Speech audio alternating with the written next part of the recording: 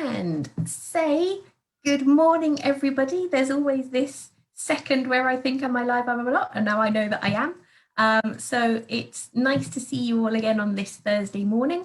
Couple of quick little housekeeping tips before we start. Just a reminder, we're now moderating posts on the Facebook group. We've really enjoyed all the discussions that have been happening so far.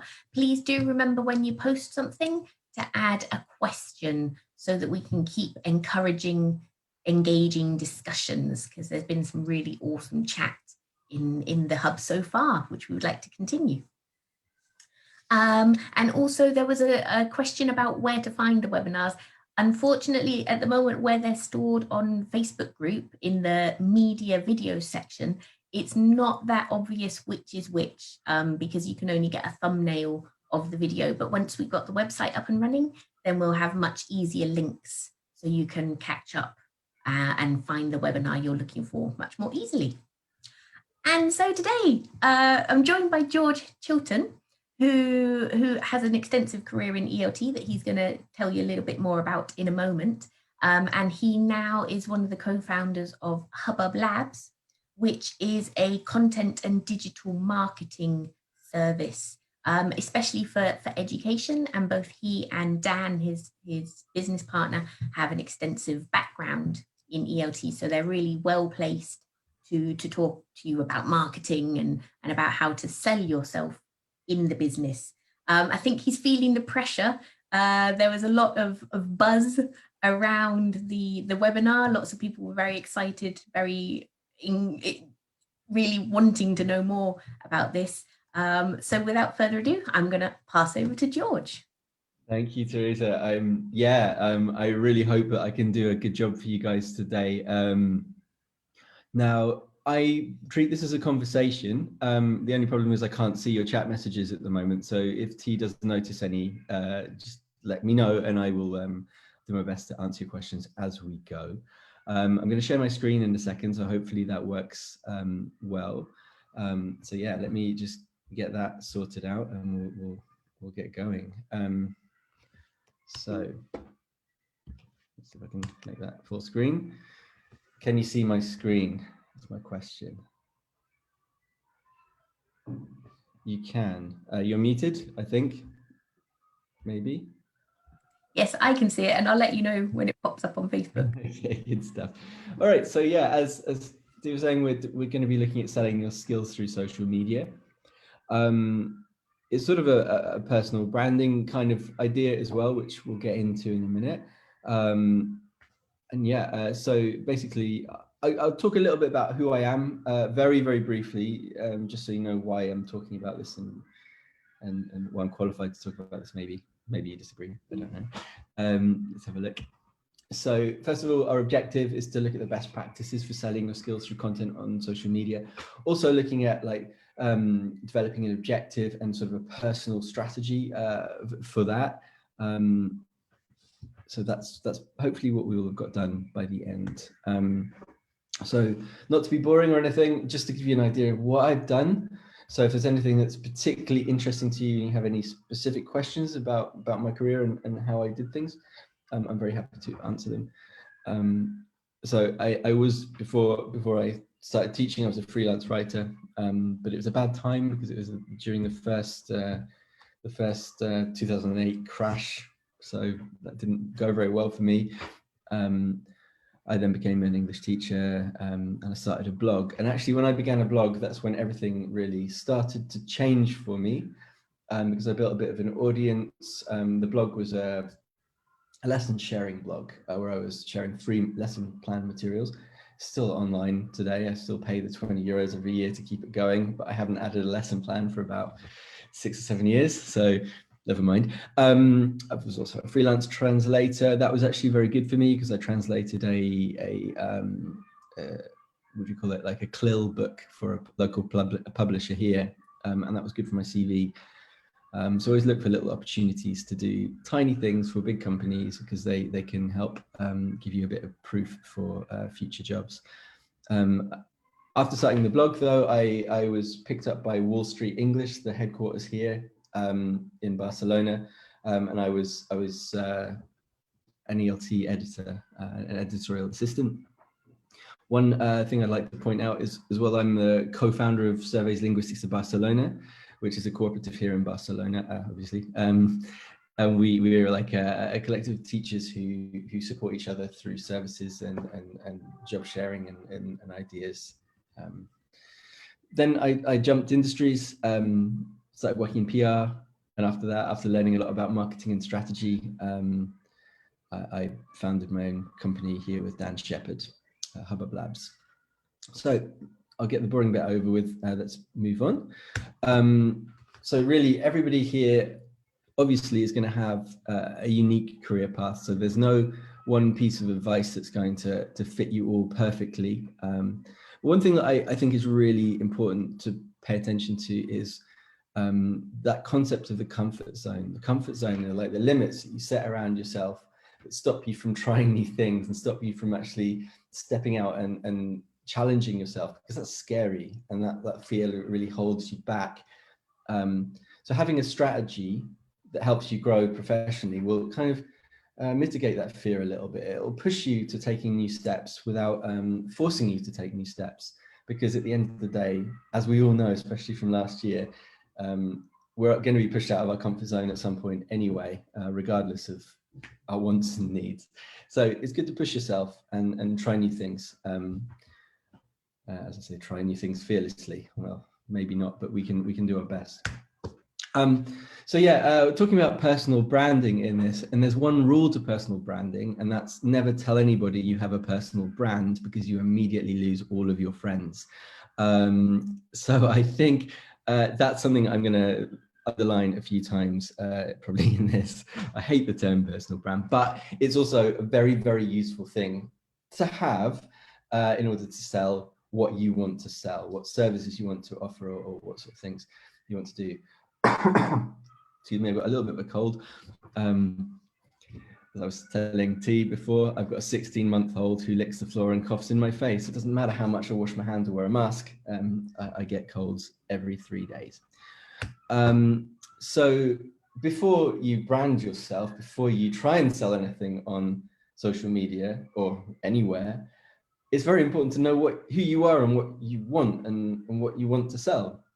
Now, there's nothing like a pretentious foreign term to kick off a presentation. So Ikigai is a nice, I believe, and I'm sorry if I'm wrong, a nice Japanese concept.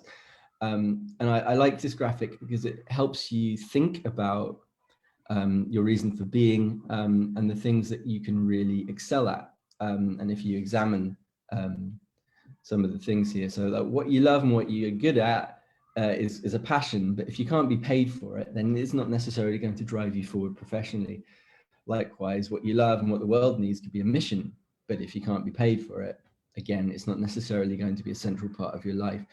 So it's really good to, you can take a diagram like this and write things in these boxes or in these spaces, and you can sort of construct your own reason for being. It's very sort of it's a bit, yeah. It's a good way to actually find a focus. Might be a bit, I don't know what the word is. A bit, well, yeah. It's a good way to find a way to move forward. So I'll leave that there for you. It'll be in the presentation, which you can look at. But obviously, you can just Google this term, and it'll be very, very easy to find your own graphic. I did not make this up.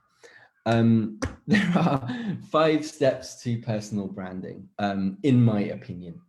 And these are very, very similar steps to business strategy. The first thing is to think about your situation. Who am I? Where am I now in my career? What am I doing now? Okay. And it's very, very, sometimes you haven't even got the concept of who you are professionally. If you're a teacher, but you also do some writing and you do some TEFL writing and you work a little bit outside of TEFL, it's like, whoa, but what are all these pieces of me and how do I look? So it's good to write a little personal statement, like, who am I? What am I doing now? And then you can compare that to where you want to be. And so that becomes your goal or your vision. Where do you want to be in the future? So that's your vision. Now, you can think about where you are now, the skills that you have, the resources at your disposal. think about where you want to go, and then you can start making an action plan. If you don't do that, everything you do will be down to chance, be down to luck. Sure, you might steer yourself along the way vaguely, but if you've actually got a plan, people who have a plan tend to achieve their objectives. So the next point is, what steps are you going to take to get there? Another point about personal branding is, how are you going to position yourself through content? How are you going to present yourself to the world, to publishers or to future employers or to students or to schools or to whoever it is that you're targeting?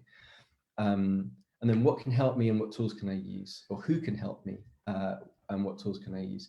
The who is very, very important, because your network is a very powerful tool. People who know what you want to do because you positioned yourself through content, because you have a really clear goal, because you have a vision of your life, are much more likely to connect you with the people who need people like you, if that makes sense. So by putting yourself out there, you're going to create luck for yourself, and you're going to create opportunities for yourself. And the old phrase, the old adage, it's not what you know, it's who you know, is very well, it's quite true. If you don't know anything, it doesn't matter who you know. But if you are an expert in your field, and you know the right people, and you know people who know the right people, you can get far. So this is kind of what this presentation is about. One of the things, a little tool that you can use, you may or may not like it, is the toes chart. Nothing to do with your feet. If you look at the letters and you swap them around, you'll see SWOT. You may have come across a SWOT, which is strengths, weaknesses, opportunities, and threats. It's the other way around, and I'll show you why. Now, this is a good little thing, a little exercise to help you become more self-aware. Now, I'm not saying you're not self-aware, I apologize, but it's a good way to think about yourself from another perspective. Now, you've got two things here. You've got strengths, what you're good at, weaknesses, what you're not so good at, obviously. You've got opportunities, which generally professional, maybe personal opportunities, and threats, sorts of things that are going to stop you from achieving what you want to achieve. Now, that could be anything. That could be COVID, for example. So what you do first with a little graphic like this, or a little tool like this, is you fill out the outer boxes. So my strengths are this: I'm good at writing, I'm quite a creative professional, I'm good at networking, I like speaking and giving classes and stuff, whatever, that's me. My weaknesses: I'm horribly disorganized. I even forgot to ask T how long this presentation was until about 5 minutes before the presentation. That sort of thing, right? So you put in your presentation, your strengths and weaknesses, your opportunities, what you think you could achieve in the future, what's out there for you, and you list those. And like I said, list all the things that will stop you. Now, this box allows you to think a little bit more strategically about your direction. Okay, so you use it. I was going to point because I'm stupid. I think you can see my mouse here. But what you do is you cross-reference them. So strengths and opportunities. Sort of maxi box. So how can you use your strengths to maximize your opportunities? Okay, that's fairly clear. Then you write a little strategy in there. Okay. And you can, every opportunity, you can think about your strengths and which strength helps you maximize which opportunity. Okay. Same with the threats. How can you use your strengths to minimize or mitigate your threats? Okay. And you do that for every strength and every threat. Okay. Weakness. How can you minimize your weaknesses to maximize your opportunities? Think about the strategy. For me, for example, being disorganized, teaming up with somebody who's incredibly organized like Dan, it was very, very helpful for me. It helps me maximize my strengths. Yeah, I can go and do some editing and writing and training for clients, but you know, Dan helps me get it done, right? And vice versa, I suppose. So there you go. You minimize your weaknesses to maximize your opportunities, and then the weaknesses, it's a mini. So basically what you do is nothing to do with a short skirt. It is minimizing what you're not good at to avoid the things that are going to stop you. Now, we're obviously not going to do that in this session because I'm talking to a computer screen and I can't actually hear you or anything. And it would be much, much easier for you to take something like this if you find it useful and do it in your own time. Okay. I recommend also doing this with a partner, what you could call, I've seen in the group a few times, an accountability partner, somebody who will hold you to your plans. Leave that up there. Feel free to screenshot it or to have a look for a toes chart. Again, I didn't make this up. This is my own graphic, but I didn't make the thing up. Okay, moving on. So as teachers and people in education, you'll be very aware of SMART goals, but how often have you done them for yourself and your own career? So SMART goals: specific, measurable, attainable, relevant, time-bound. So what do I want to achieve? How do I know I'm achieving it? Can I do it with the tools, time and resources that are available to me and the skills? Is it relevant to my vision? Remember that place where you want to be in the future? And when will I get this done by? And when you have a SMART goal, you can create an action plan. You put the goal on the left-hand side, and then you have the steps to get it done. And you give yourself deadlines. If you don't give yourself deadlines and you're someone like me, it won't happen. Other people are different and it will happen regardless. But I really feel like deadlines and goals are really important. And again, doing this with somebody else who also wants to achieve something, it doesn't have to be the same thing as you, and sort of egging each other on, encouraging each other and telling each other off for not getting stuff done, being accountable to one another is a really good way to keep things moving. So once you've thought about your strengths and weaknesses, thought about your vision, created some objectives for yourself that are relevant and attainable, then you start going for it. Now, like I said, branding yourself is great, and it's a really, once you know who you are, where you want to go, and how you're going to get there, branding yourself allows you to put yourself out there and lets people know what you want to do. And that's so important. If people don't know what your goals are, they're not going to be able to help you do it. So like I said as well, never tell anybody it's a personal brand because they'll walk away. Now, a little while ago, I did this presentation, or a version of this presentation for some people. And I asked people, I asked some of my connections what personal branding meant for them. And this guy called Drew Wayne, who I shared a co-working space with last year when that was possible. He was very, very good, I noticed, at his own personal brand. Now I've got two screenshots, one from about 6 months ago and one from just now. Don't worry, I don't have a weird file on this guy. I'm not stalking him. It's just because I spoke to him about 6 months ago and I took a screenshot, and I thought I'd do it again today just to show you how he's changed a little bit.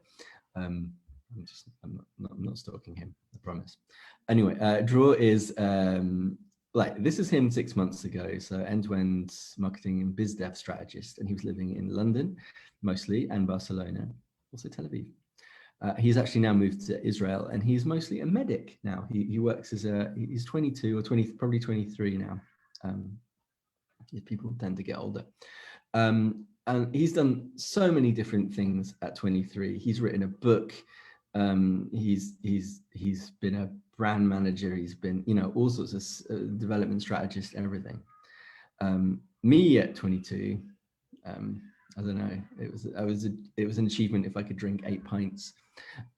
So this guy, I asked him why he was branding himself, and he said, "I'm 22. I don't want people judging me by that.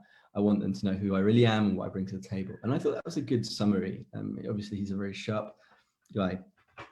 And after I asked him to give me some feedback on why he does this, he actually produced me a video. Because he really doubles down on what he does. Now, I'm going to play it. I'm not sure. I think you should be able to hear it, but if you can't, I'll read out what he says. Zoom can be a bit funny sometimes, especially playing through Facebook. So fingers crossed it works. But this is from the Drew Wayne Show. Yeah. Can you hear that too? I don't want to be just another cold call trying to get a meeting with a CEO filtered by a secretary. And I don't want to be another CV amongst the masses, picked out or not, based on where in the recruiter's pile I've landed. I want people to go, Draw Wayne called? Yeah, I've heard of him. Sure, bring him in for a meeting. I want to ask, do you know anyone who would be really good for this position? And the answer to be, yeah, you need to get Draw Wayne. He'd be perfect. I don't want to be going door to door to raise capital. I want VCs queuing, politely, I am British, outside my door with their wallets out ready to invest because they know they're not just investing in some product, they're investing in me. I'm 22, but I don't want people judging me by that. I want them to know who I really am and what I bring to the table.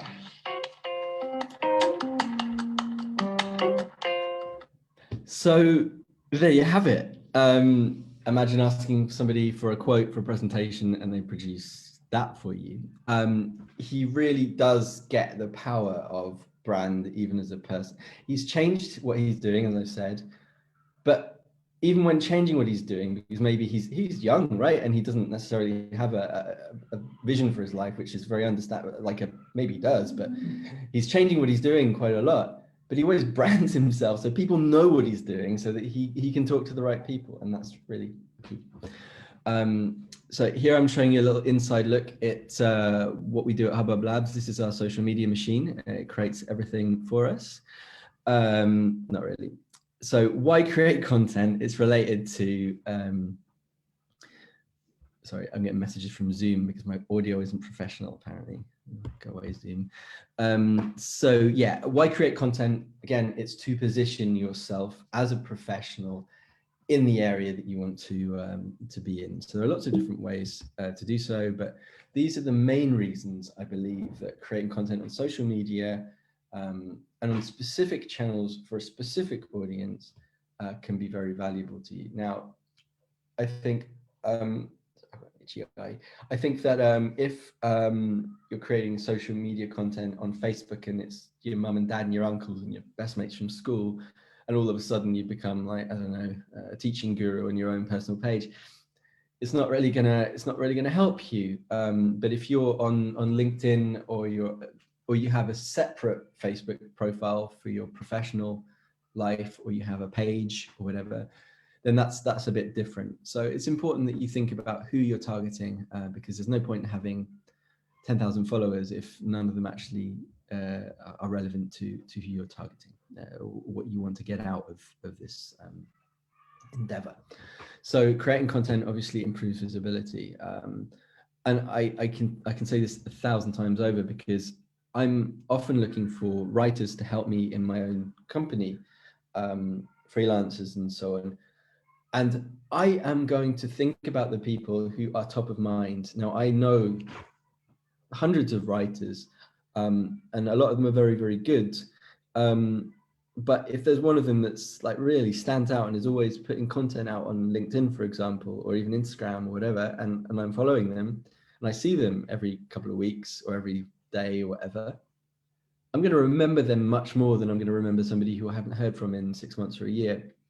So that visibility keeps you top of mind in even if nothing happens for you for a year, for that particular person, they know who you are and they know what you do. And when you become relevant to them, I know that sounds horrible, but when you become useful for them, when they want to exploit you, they will come to you at that point, and they will take you on board and give you that chance. It allows, like I said, it allows you to network with people. It can also help you build a portfolio. So if you're a writer, for example, or you're a teacher or whatever, and you want to show the sorts of things you've been doing, teachers are very good at helping their students achieve their language learning goals and move on, but they're not often very good at getting testimonials from their clients. They're not often very good at doing case studies with their students, especially if you're a freelancer. You're a business person if you're a freelancer. You have to think about what you're doing, even if it doesn't feel nice. You have to think about teaching as a business in that case. You have to take what you're doing with your students and put it out there so that you can get more students. Yeah, but I've got so many students I don't know what to do with. Well, then you put your prices up. You don't need to kick out the old ones, right? Don't say, right now you have to pay me 50 euros more a month. No. But as new people come on, you can start to raise your prices, because then it balances out, because your time is a precious resource. You don't want to give it away for less than you're worth. So building a portfolio of testimonials and case studies, of learning materials, of teaching tips or learning tips rather, can be really helpful, or showing the materials that you've written.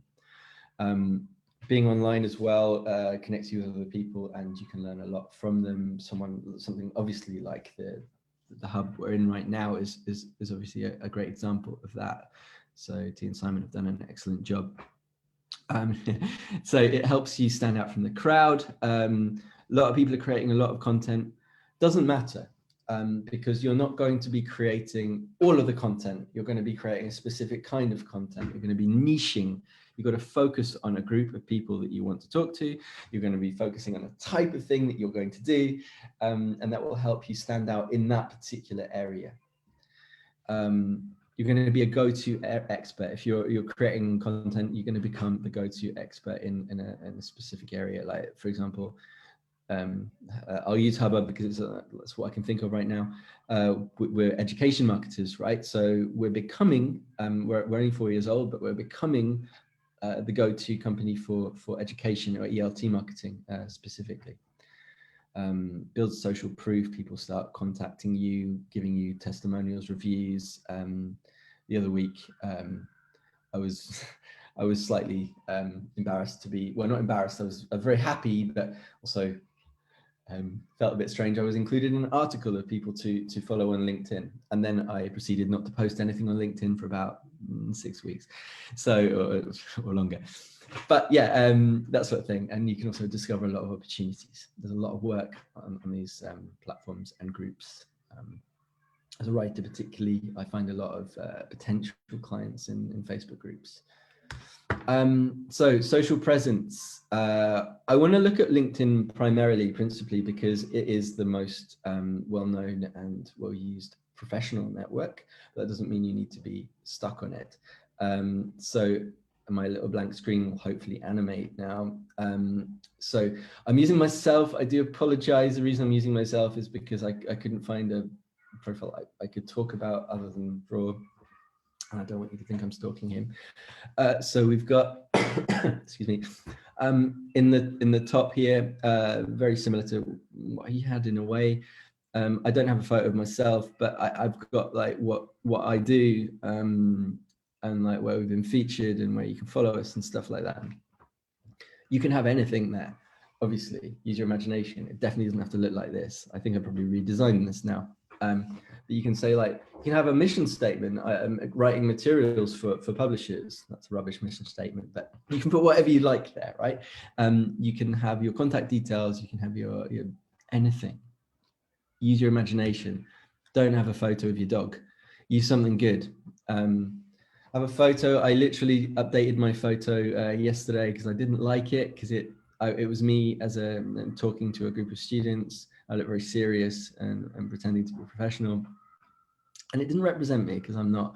So instead, now I've got a photo of me sitting on a swing. I don't know what that says about me.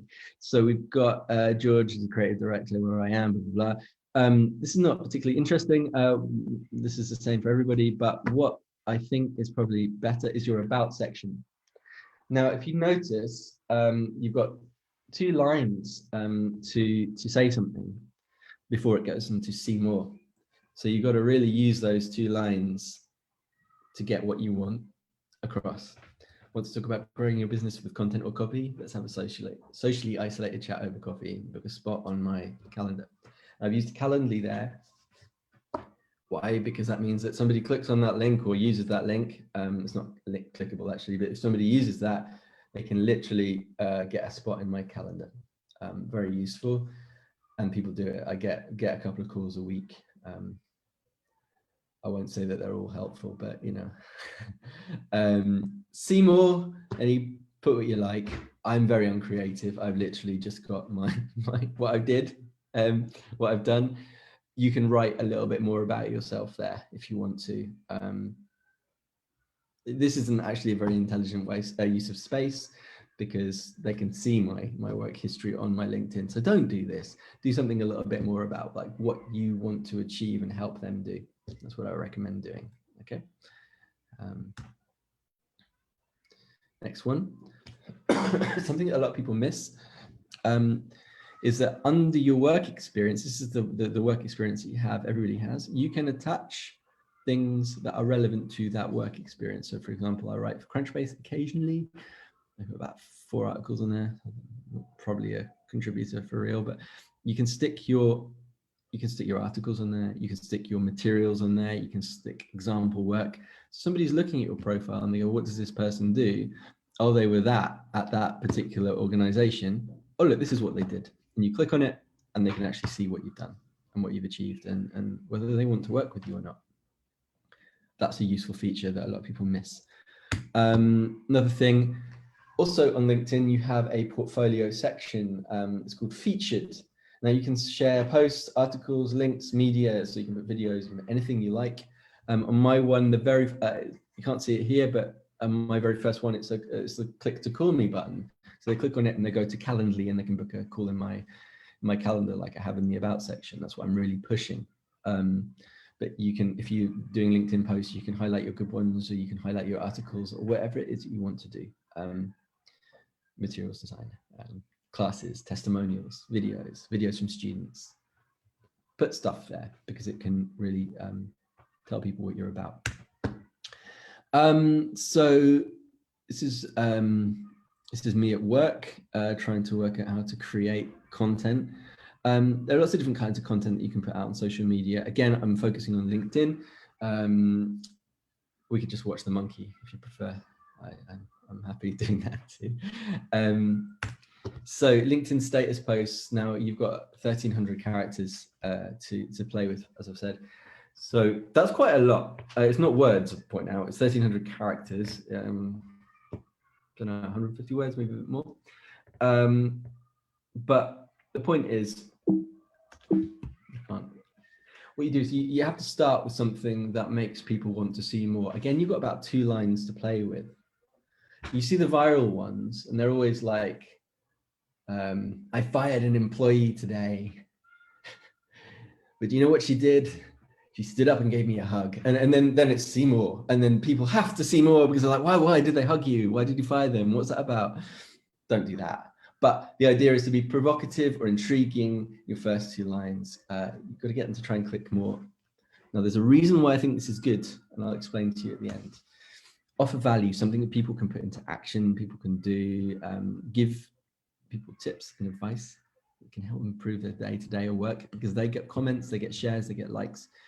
There's a reason why those comments, shares, and likes are good for you on LinkedIn specifically. Ask questions because it gets the comments. Reply to comments on other people's posts and ask people questions. Use hashtags.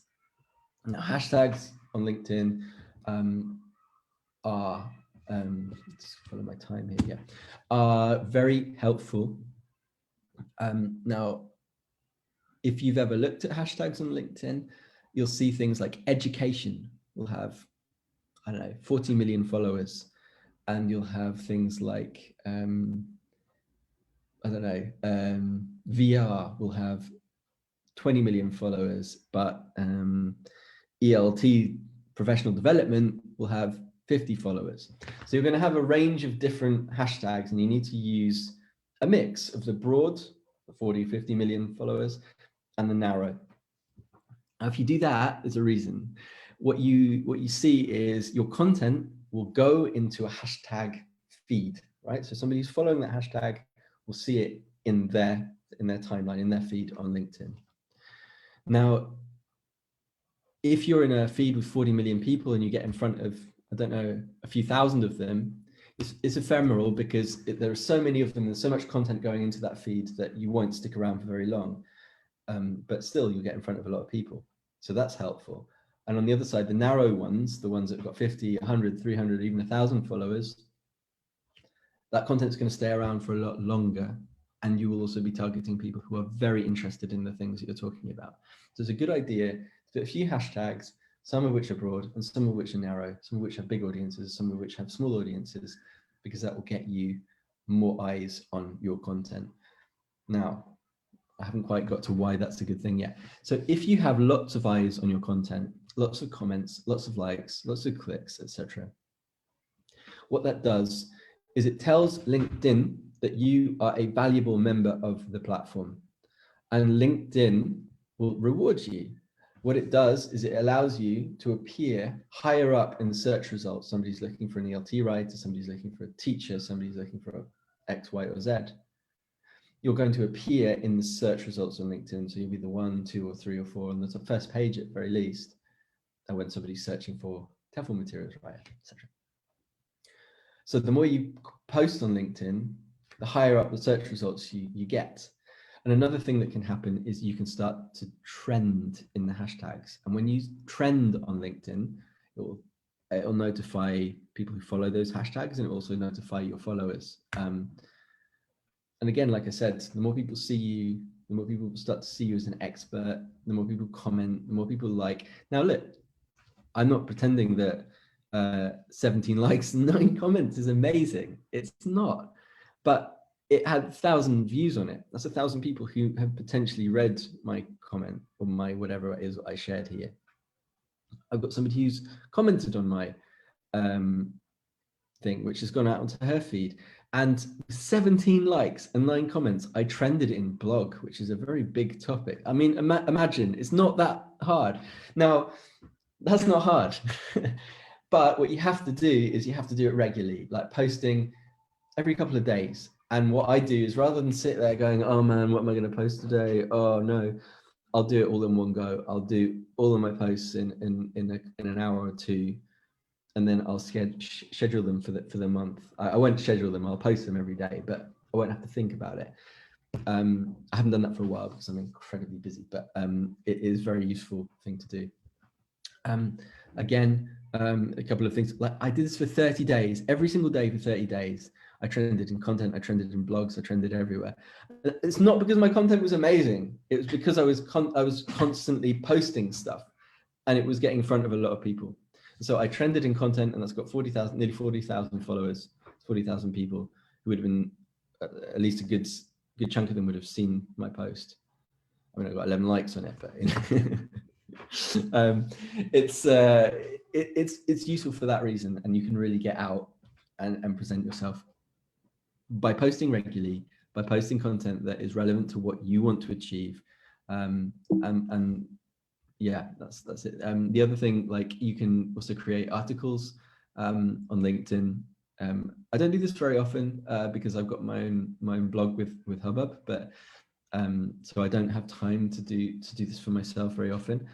And I'm sure a lot of you will find the same thing, but don't be promotional in these articles if you do it. Don't try and sell something, because they won't work. People don't care. People don't read articles to be sold to. So it's got to be original. It's got to be as original as you can be. It's got to be interesting. It's got to give them value. It's got to give them things that they can go away and do. So these are tips from Google, who tells bloggers how to feature up high in the search results. So don't be promotional. Excuse me. Be original, comprehensive, have a descriptive headline, etc. Now, these are very, very useful because they work well on LinkedIn, and this is what Google says people are looking for, and Google's generally right about this sort of thing. Excuse me. You can also post video to LinkedIn, upload directly. Now, there's a reason why native means it's uploaded directly to the platform. So on Facebook, for example, uploading a video to Facebook rather than posting a link to YouTube. Same on LinkedIn, same on Twitter, and so on. The reason why it's best to do that is because the algorithms or the algorithms on those platforms promote or boost or show more people your content if they stay on that platform. LinkedIn, Facebook, and so on have a vested interest in keeping people there because they see more ads and they make more money. So they're going to reward you for putting stuff directly on the platform so people don't have to leave it. So if you're doing anything, do your best to make it native in that sense. So original, try not to be boring. Another person just talking about the topic is not great. Think about TikTok, what people do on there. Be the person who dances on LinkedIn. It's not going to be me, but I'd like it to be you. Okay, you dance. Eye-catching. Yeah, get their attention in the first 6 seconds. That's might be true on LinkedIn. On Facebook, you've got 3 seconds. I know that by the level of attention might be different over the different platforms because of the audience, but LinkedIn, you've got 3 seconds. Sorry, Facebook, you've got 3 seconds to get someone's attention. And LinkedIn, you've got apparently 6 seconds. Now, one other thing you need to do is make sure that you have subtitles on your videos if you've got speech, because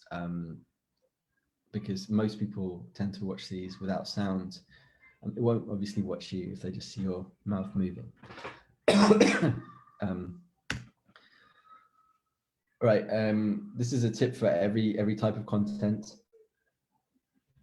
The longer something is, the better it's got to be. Got to be real. I'm not an advocate of fake it till you make it. Don't know if you saw the news story, but that girl who went to prison for pretending to be a German heiress in New York and defrauded a load of people, that was faking it till she made it, and it didn't end well.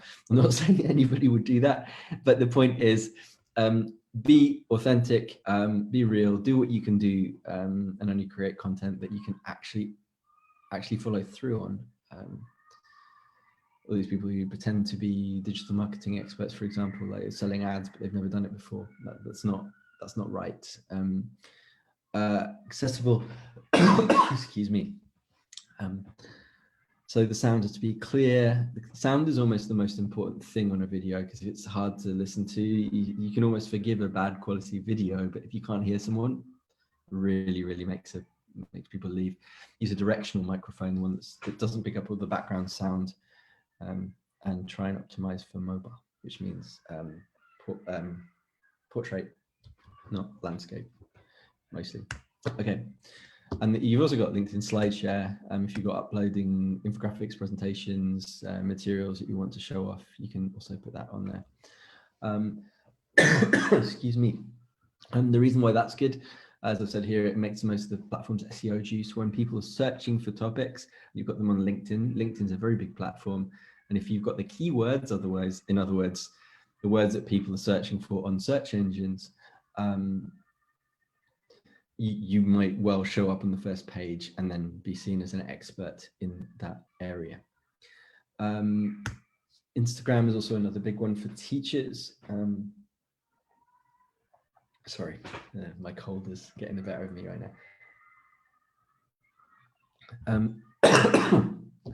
So here's Claire Venables, who's a friend of mine, my former director of studies, actually, and she's doing a fantastic job with Active English, training teachers over there in Sao Paulo, in Brazil. Look at her Instagram feed, Active English for Kids. You can see how she is branded. She's got her logo. She's helping teachers do what she's doing, giving them advice. This is one from a couple of days ago, 4 days ago, I think 5 days ago now. So yeah, they're doing a similar thing to what I'm doing today. But she's very, very good, and her branding is great. All she's using there is Canva and a template. If I do die, please send this video to my family. So digital celebrity journalism, Catherine Robinson. This is from, sorry, what am I reading? This is from Lesson Stream, which is Jamie Keddy. He's a friend of mine here in Barcelona, so I'm just showcasing my mates. He's really, really good on social. He's got his own Facebook group. He's got his own subscription and so on. I'm not trying to sell him, don't worry. But the point is, he's also very good, especially with video. He writes about, he creates and sells through video storytelling, video telling. But yeah, these, have a look at the TEFL celebs, or the people who are doing really well, and you can find out so much. You can learn so much just by looking at what they're producing. And the key is they are all very, very focused on one area. It might not be one thing, but it's one area, and it's very. Claire is training young learner teachers and very young learner teachers to be better. That's easy. Jamie is teaching you storytelling and storytelling through video. It's very, very easy. I can sum up what they do in one sentence. What am I doing? I don't ask about me, that's hard. So Instagram stories, very, very useful as well. This is outside of TEFL, a guy I know as well. I think his name, yeah, this is Danny Fernandez. He does, he's a photographer, so I know half the people in these photos.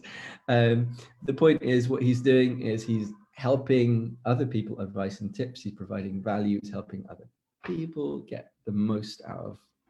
He's showing himself as an expert, basically. He shares testimonials, advice. You can also get things like behind the scenes quizzes, ask me anything, offers, highlights. You can also reshare to your Facebook if you think that's the right platform for you. And this guy also is doing a very good job highlighting testimonials. So obviously I only highlight the good ones. So in this, what I'm showing you is that you can use this to be specific, to talk to a specific audience, to highlight your work, highlight your expertise, to highlight what you've done. And once you've got a vision and a plan, this is what you need to start to do. I don't know if you guys know Marek. He created TEFL Equity Advocates, which then became an academy. He's got what, 12,000 people following him now. I remember when he first started, and he didn't have 12,000 people. Why has he done so well? Because he's niched, he's tested what he's doing, he's optimizing what he's doing, and he's really pushing his message, and doing very, very well because of that. And if you don't know TEFL Equity Advocates, I'd actually be quite surprised, because he's done such a good job at branding and promoting over social media. Look at these companies, look at these people, look at what they've done, and think about what you can learn from those guys as well. This graphic is meant to be like this. I showed this to someone yesterday. Oh, what is it? What's the picture? No, it's meant to be like that. So what should you produce? So that's thinking about the types of content you create. That's sort of like how you do it. So content should be targeted, should be expert, timely, in other words. Try and help people when they need it. Honest, time saving is a really big one. You're inspiring, achievable, relevant, worth it, trustworthy. All of these words encapsulate what good content online and social media is. Notice it's not really promotional. Even showing a testimonial, I don't consider that promotional. It's showing people that working with you is a good experience. But again, don't shy away from making it easy to work with you. Make sure that you have a way for people to get in contact with you, even if it is just like, hey, chat to me over Messenger, or hey, send me a message. Give people an opportunity to work with you. I like this this way of focusing on your content. I'm going to move quite quickly now. I'm going to leave this here in the presentation, but the content that I produce helps me accomplish dirt and dirt by providing something. So this little exercise, this little format will help you focus on what you want to create for people, so you can be like those archetypal social media sellers. I'm going to go very, very quickly through the resources section. You'll probably know most of these, but I felt like I'd put them in for those who don't. ELT Teacher to Write is really good if you want to get into TEFL materials writing. ELT Publishing Professionals, same group of people. That is ebooks full of advice. Sorry, ELT Teacher to Write It. Then they became publishing professionals as well, so you can get in front of all the big publishers and pitch for jobs. So if you've always wanted to work for Ladybird, now's your chance. Surveys Linguistics of Barcelona. I'm a co-founder. There you go. I'm promoting myself here, definitely. But it's a really nice cooperative. We've got teachers all over the world, really. But there are like 20 members. There are people in different places in Spain and Barcelona. Mentorship, training, collaboration, and there are occasional opportunities as well. Innovate LT, when that runs, is a nice place for networking, but obviously using groups like this are perfect for networking as well. If you're interested in writing jobs potentially outside of TEFL or jobs outside of TEFL, this is a nice group, very friendly people, Content Creators Barcelona. I know you might not be in Barcelona, but I don't think that really matters. I think so long as you're a content creator. So a few final thoughts before we move into questions. I think you could just look at the pictures and you get the idea. Seeking out a mentor is really important. Well, it's really helpful. I did this at the beginning. I spoke to my DOS and they put me in touch with somebody who needed a translation job, and it really kicked things off for me. I said, I want to be a writer, help me. And he did. That's Duncan Ford from Oxford House, Oxford Town. So if you want to be, find somebody who's doing what you want to do and ask them to hold you accountable. Some mentors will do this for free, and some people will charge money. Duncan didn't charge me. I'll point out, who's my boss. It's the discomfort you feel before you grow is fear. That's what I think fear is. Obviously, fear stops you from falling out the window, so it can protect you, but also it can hold you back when you think, well, maybe I shouldn't do that because maybe I'm not good enough. Start before you're ready. So if you start before you're never ready. You're never ready for what you need to do next. So you begin something and then you develop the confidence, and sometimes you develop further skills. It's very different from faking it till you make it. You need to know that you can do it, but you have to start before you're ready. If you've heard of imposter syndrome, I think T knows. This sounds like I'm being mean to T. I'm not being mean to T here. You had a plenary on imposter syndrome, didn't you? Right. So when you feel like you don't deserve success, you can talk yourself out of things. If you don't feel like you're the person to do it, don't talk yourself out of things. You are worth it. I'm not a coach, as you can tell. Final thoughts. Everyone's going to make mistakes. Think of a career as an experimental journey. So if you do make a mistake or something doesn't work out, everyone's done them. I have.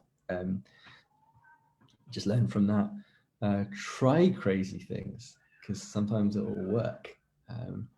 And when it works, yeah, that's awesome. You can have lots of fun, make a lot of money maybe. Whatever your action plan, we'll never know what will happen. So as last year certainly taught us. So that's it. This is what I am. I'm not going to sell myself. There you go. That's the full photo from LinkedIn. There's Dan pushing me on a swing. That's all we do all day. That chair. That's it from me. So thank you for listening. It's been a bit strange because I haven't had any sort of feedback or chat. So it's I'm talking to my computer. But if you got any questions, I'm very happy to. Yep, I mean, that was awesome. Like I know I'm going to watch this again anyway when I write up the notes, but I've been writing things frantically because there were just so many good ideas there.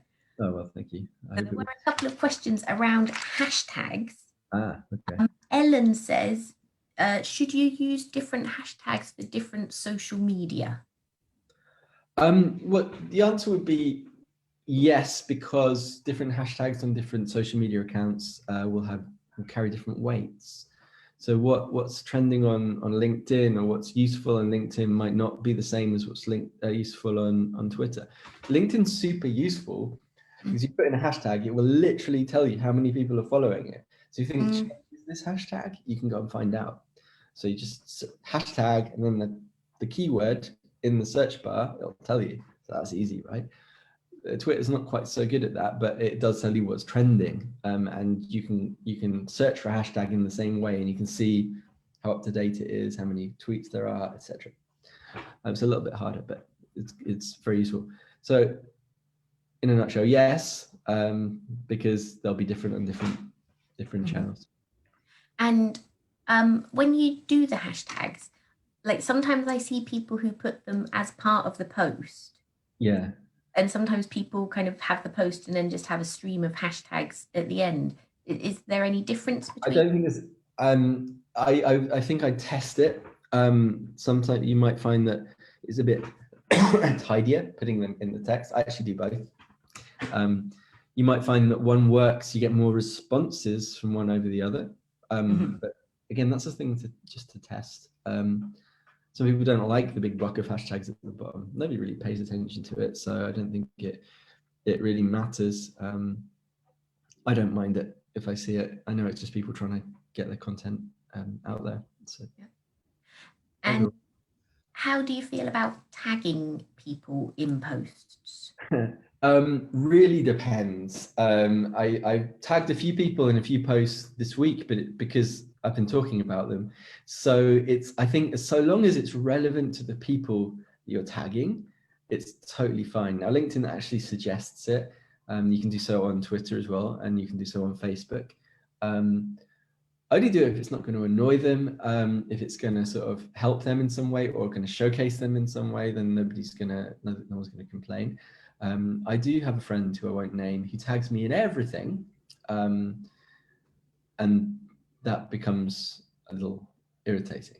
So try not to tag one person over and over again, unless you're my client, and that's totally fine. I'm very happy for my clients to do that because you're paying me, so that's different. But if it's a friend or a connection or a colleague, I would only do it if it's relevant and valuable and involves that person in some way. Yeah. Good advice. A question from Katie, I think it was. Do you think it's worth kind of being nationality or country specific when you're thinking about your content? Interesting question. Getting students or. Oh, right. Okay. Yeah. About getting. I was trying to work out why I would focus on a nationality. Right. Yeah. Yeah. When you're, let me just think. When you're targeting adverts on Facebook, it is a very good idea to target specific groups of people. So if you want to do face-to-face classes in Cadiz, fine. Yes, you don't have to target Spanish people as a nationality, but you can target the city and the geography, the same on Google Ads if you're doing that. So in that case, yes, because you're going to be like trying to capture an audience that you're interested in. If you want to do sort of learning tips, a lot of people go to English as the first language because that's the language you're teaching in. But if you want to do it in French or Spanish or whatever, those can be very, very popular too. So yeah, it's if you're a huge organization, which I know nobody here is a huge, like we're all people, but if you're a huge organization, sometimes you just go for one language like English because you've got to talk to so many people. But if you exist within a particular market, I don't know, in Morocco and you're targeting people in Arabic, yeah, fine, that's different. So depends. Sorry, that's a bit of a wishy-washy answer, but that's all right. We're kind of throwing answers at you, expecting you to know everything on the spot. A question going back to what you were saying before about posting articles. Like people say that listicles are good because titles with numbers attract people. Do you think that's true? I definitely think that's true. I think one of the things about listicles is that they're very easy to digest and quick to, you know what you're going to get. When you're presented with a wall of text, sometimes it can, some people who haven't got much time might be off-putting, and not for me particularly. But yeah, having like, these are action points and these are very clear, yes. And they also say that having an odd number helps. I guess if you say I've got 10 tips for, people think, oh, it's contrived. He's got 10 tips and they're not all going to be very good. But if he's got 9 tips, then they must be really good. So there's a bit of psychology there, but yeah, listicles are good, definitely. Cool.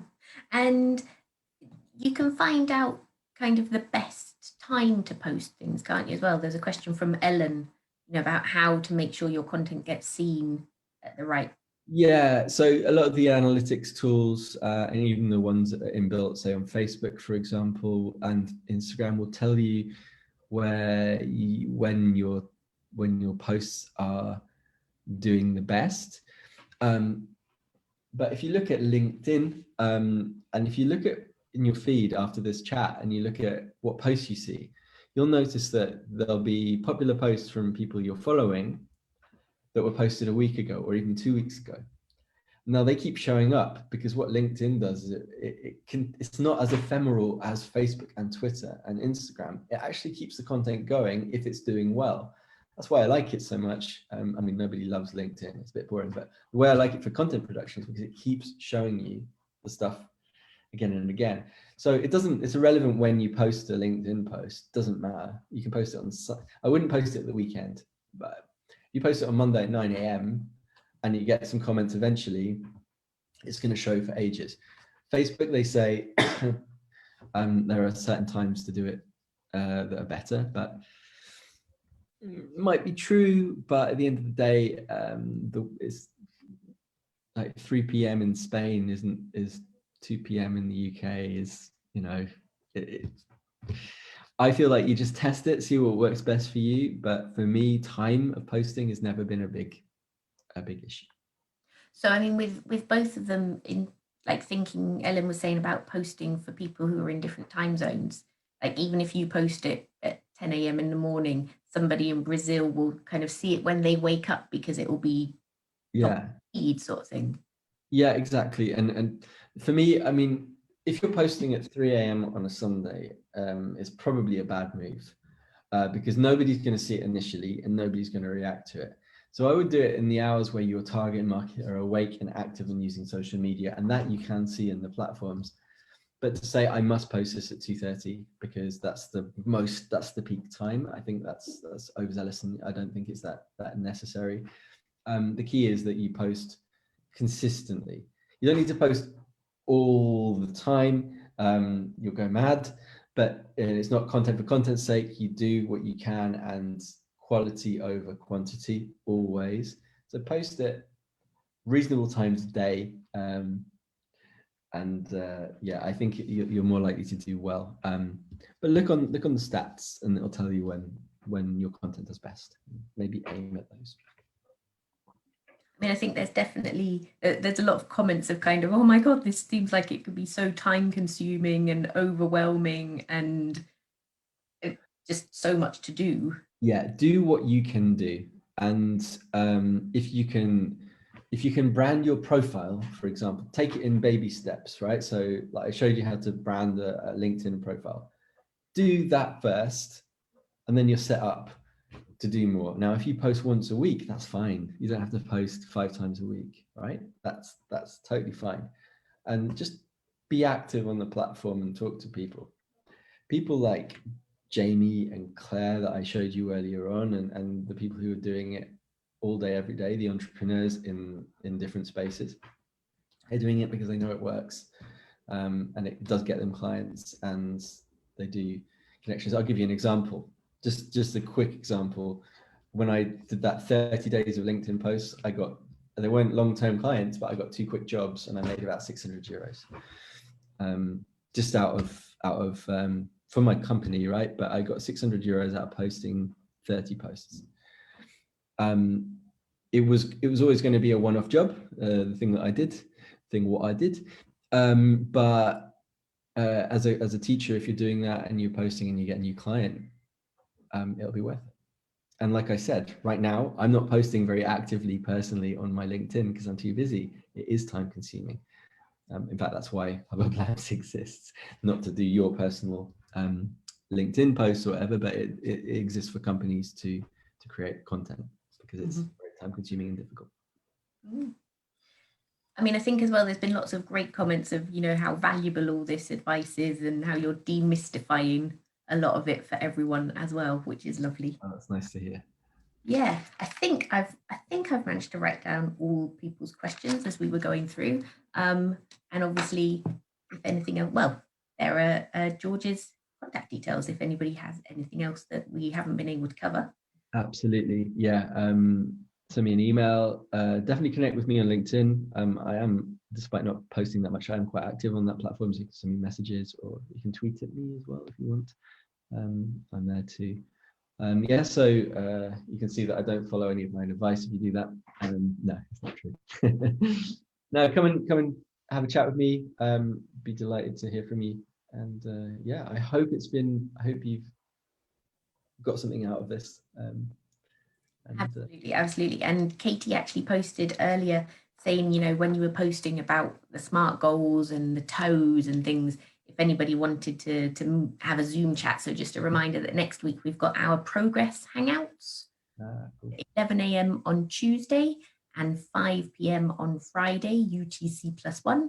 And I'll share the link again for the Zoom room on Monday. So if anybody wants to use that as a space to come along and like we say, have a bit of friendly accountability, have someone to chat through your goals with. That's for you. Perfect. That ties in. Well, thank you again very much, George. And I hope the cold gets better. Thank you. Yeah, it's pretty much better. It's just the hangover of a cold. I'm all right. I'm all right. Until you get the next carpet licked. I'll be next week. Son. Okie dokie. Everyone, hope you have a really good day, and we will see you again soon. Bye-bye. Bye.